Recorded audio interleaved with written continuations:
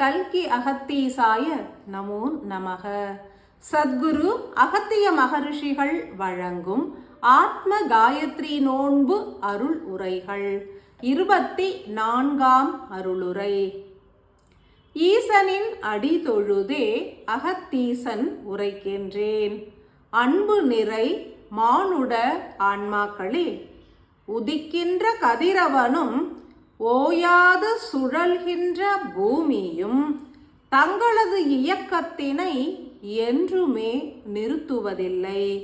அவ்விதம் நிறுத்தினால் உடன் உதிர்ந்து மண்பொருளாகவும் நீர்ம துளிகளாகவும் அக்னி கட்டிகளாகவும் அழுத்தம் கொண்ட காற்றாகவும் உருமாறி விண்வெளியில் சிதறிவிடும்.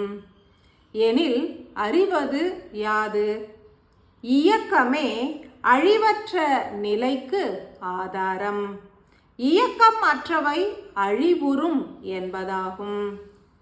எந்த ஒரு பொருளும் அழிவுற இயலாது. ஏனெனில் அவை மாற்று ரூபத்தினையே ஏற்றிடும் என்பதனையும் ஏற்க கடவது. எனில் தேகத்தோடு இணைந்து இயங்கி வரும் ஆன்மாவானது தனது இயக்கத்தை நிறுத்தினால் உதிர்ந்துவிடும். உடலானது தனித்து உதிரும். உயிரும் ஆன்மாவும் அணுக்களாய் பிரிந்து விண்ணுலகினில் உழலத் துவங்கும். மானுட தேகம் என்பது நிலமாகவும் நீராகவும் காற்றாகவும் நெருப்பாகவும் உருமாறி எங்கும் நிலைத்துவிடும். ஆன்மாவோ ஆகாய மூலக்கூறுகளாய் மலர்ந்து வெற்றிடத்தோடு கலப்புறும்.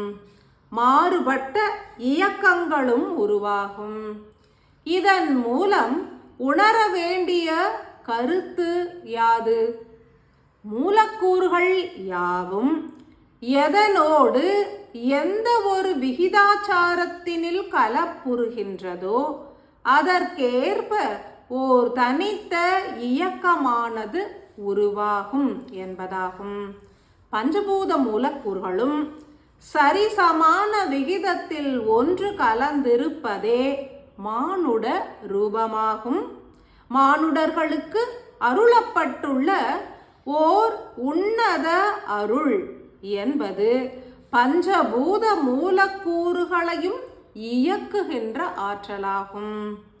ஒளி மற்றும் ஓசை ஆகிய இரு சாதனங்களை கொண்டு பஞ்சபூத மூலக்கூறுகளையுமே இயக்கிடலாம். ஆத்ம காயத்ரி நோன்பு ஏற்று அரை மண்டல காலம் நிறைவுறுகின்ற இத்தருணத்தில் ஆகம வேதங்களில் இருந்து மற்றுமோர் எளிய சூத்திரத்தினை யாம் எமது சீடர்களுக்கு எடுத்துரைக்கின்றோம். ஞான வாயில்கள் திறவு கொள்ளட்டும். ஒளி ஒலி அலைகளை கொண்டு பஞ்சபூத மூலக்கூறுகள் அடங்கிய தேகத்தினில் சூட்சமமாய் செயல்புரியும் ஞான அணுக்களை திறவு கொள்வது எங்கனம் அறியுங்கள். காலம், நேரம் மற்றும் நோக்கம் எனப்படும் தன்மை ஆகிய ஆற்றல்களை கொண்டு செயல்புரிந்திட்ட நிலையினை போன்று ஒலி ஒலி அலைகளை கொண்டு ஞான அணுக்களை எவ்விதம் பிளவுறச் செய்திட இயலும் என்றே உணருங்கள். ஒளிக்கு வேகம் அதிகம், ஓசைக்கு வீரியம் அதிகம். எனில் வேகமும் வீரியமும் ஒன்றிணைந்தால் எத்தகைய அணுக்களுமே பிளவுறும் என்றே உணரக் கடவது. ஒளியும் ஓசையும் பயணித்திட ஊடகம் என்பது அவசியமாகும். ஞான அணுக்களை பிளந்தால் உயிரானது ஆன்மாவினுள் ஒடுங்கும் என்றே உணர்ந்திட்ட நிலையில் ஞான அணுக்களை பிளவுறச் செய்திட சூத்திரம் அறிந்து செயல்புரிந்திடல் வேண்டும். அதீத வெற்றிடங்களை தன்னுள்ளே ஏற்றுள்ள ஞான அணுக்கள் என்பது தனது வெற்றிடம் முழுவதும் பொன்னிற ஒளியினால் நிறைந்திருக்கும். எனில் வீரியமான ஓசை என்பது உள் நின்ற ஒளியினை புறத்தினிலே ஈர்க்கும். ஓர் சத்தியத்தினை அனைவருமே தீர்க்கமாய் உணர வேண்டும். ஆன்மாவின் ஒரு பிரிவான ஞான அணுக்களை திறவு கொள்ளச் செய்திடும் ஆற்றல் என்பது எந்த ஒரு சக்தியிலும் அமையவில்லை. ஞான அணுக்களின் வாயில்கள் உட்புறம் தாழிட்ட கதவுகள் போன்றது. அரண்மனையின் வாயில் கதவுகளை போன்று மிகவும் திடமானது. எனில் ஞான அணுக்களை புறத்தினின்று திறவு கொள்ள இயலாது என்றும் கருணை கூர்ந்து அவை திறவு கொண்டால் மாத்திரமே ஆற்றல்கள் வெளிப்படும் என்றும் ஆழமாய் உணர வேண்டும். ஞான அணுக்கள் பிளவுற வேண்டும் எனில் புறத்தினில் ஆற்றல்களை செலுத்திடல் வேண்டும். பல்வேறு சூத்திரங்களில் ஓர் உயரிய சூத்திரம் என்பது மனம் எனும் கருவியின் துணையினை நாடுவதாகும். மற்றுமோர் எளிய மார்க்கம் குறித்தே எடுத்துரைப்போம். ஞான அணுக்களில் நிறைந்துள்ள பேரறிவு எனும் ஒளி சக்தியானது ஓசையினால் மாத்திரமே ஈர்க்கப்படும். வெப்பமும் குளிர்ச்சியும் ஈர்ப்பு கொள்வது போன்று, ஆணும் பெண்ணும் ஈர்ப்பு கொள்வது போன்று, ஒளியும் ஓசையும் ஒன்றை ஒன்று ஈர்க்கும் திறன் பெற்றது. ஒளியினை ஓசை கொண்டே ஈர்க்க இயலும். ஒளியின் தன்மைகள் மாறுபடும்.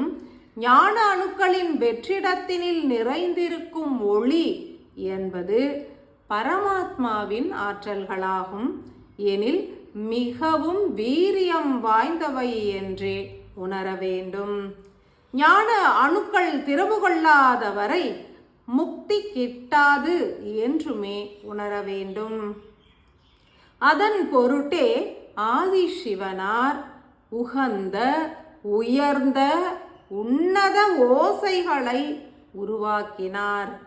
ஓசைகளிலிருந்தே பாஷைகள் உருவாகின. ஓர் மானுட ஆன்மா புவியின் ஈர்ப்பு விசையினை கடந்து விண்ணேறிவிட வேண்டும் எனில் ஞான அணுக்கள் திறவு கொண்டிடல் வேண்டும்.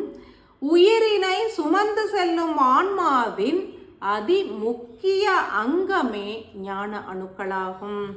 ஞான அணுக்கள் திறவு கொள்ள ஓசை எனும் ஒலி அலைகளே உதவிடும் எனும் சத்தியம் உணர்ந்து அகர உகர ஓசைகளை தீர்க்கமாய் இயற்றி அதன் மூலம் சொற்களையும் உருவாக்கி பொருள் உணர்ந்த வாழ்வினை செயலாக்கமாய் மலர்த்தினார். ஆதிசிவனார் என்றே உணர்ந்திடுங்கள். ஓர் எழுத்தின் ஓசை மாத்திரமே ஞான அணுக்களை திறவு கொள்ளச் செய்திடும். எனினும் மனித அறிவு என்பது மாயைகளில் சிக்கிய நிலையில் ஓர் எழுத்தின் ஓசையினை மாத்திரமே எழுப்பிட அனுமதியாது. அறிவுக்கு பொருள் புரியும் வரை ஓசை என்பது வெளிப்படுவதில்லை. அதன் பொருட்டே ஓசைகளை இணைத்து எழுத்துக்களாய் உருமாற்றி அவற்றை சொற்களாய் உருகொள்ள தூண்டி செயல்களை நிறைவேற்றிவிட ஆதி சிவனார் முயன்றிட்டார். ஓசைகளை மாத்திரமே ஆதாரமாக ஏற்றிட்ட மொழிகளும் உண்டு. எனினும் அறிவும் ஏற்கும் வண்ணம் பொருள் புதைந்த சொற்களை உருவாக்கி தமிழ் எனும் நாமமிட்டு ஓர் மொழியாக வெளிப்படுத்தினார் ஆதி சிவனார் என்றே உணர்ந்திடுக. மொழி என்பது பல்வேறு ஆற்றல்களை ஏற்று இலக்கணங்களால் சீரமைக்கப்பட்டு வெளி தோன்றி இன்றளவும் அழியாது நிலைக்கின்றது. சமஸ்கிருதம் எனப்படும் சங்கேத மொழியானது ஓசைக்கே அதிமுக்கியத்துவத்தினை அளித்திடும். தமிழ்மொழி என்பது பொருள் புதைந்த சொற்களை வகுத்து அதன் மூலம் உணர்வுகளை தூண்டுகின்ற ஓசை லயத்தினை உருவாக்கி ஞான அணுக்களை திறவு கொள்ளச் செய்திடும் ஆற்றல் பெற்றது. ஆத்ம காயத்ரி மந்திரம் போன்று எண்ணற்ற மந்திரங்களும் அம் லம் ரம் போன்ற சக்கர ஊக்கி ஓசைகளும் வங் ரங் சிங் போன்ற ஆழமாய் உட்செலுத்தப்படும் ஓசைகளும் பொருளற்ற சொற்களை உடையவை. எனினும் ஓசையின் மூலம் உள்ள அணுக்களை திறவு கொள்ளச் செய்திடும் ஆற்றல் பெற்றவை. காலச்சூழல் என்பது பெரும் செயலாற்றிடும். மனிதர்கள் பெரும் மாயையில் சிக்கியுள்ள நிலையில் பொருளற்ற ஓசைகளை ஏற்றுவிட அனுமதியாது. எனில் பொருள் புதைந்த சுயத்திற்கு தேவையான ஓசைகளை உள்ளடக்கிய சொற்களை தொகுத்தே ஆத்ம காயத்ரி மந்திரமானது வழங்கப்பட்டுள்ளது. எந்த ஓர் ஓசை எந்த அணுவினை பிளவுறச் செய்திடும் என்றும் எத்தருணம் எவ்விதம் உரைத்தால் பலன் உண்டு என்றுமே அறிந்து செயல்புரிய வேண்டும். பிறருக்கு எடுத்துரைப்பதன் மூலம் ஆற்றல் பரிமாற்றங்கள் எவ்விதம் நிகழும் என்றுமே தீர்க்கமாய் உணர வேண்டும். அற்புத ஓசையினை எவ்விதம் ஒளியோடு பிணைத்து ஞான அணுக்களினிடம் செலுத்துவது என்றும் மனம் எனும் கருவி எவ்விதம் துணை புரியும் என்றும் உணர்த்துகின்ற சூத்திரத்தினை யாம் துல்லியமாய் எடுத்துரைப்போம். சத்தியம் உணர்ந்து செயல் புரியுங்கள். பூரண நல்லாசிகள். அன்பாலயம் அன்பாலயம் அன்பாலயம்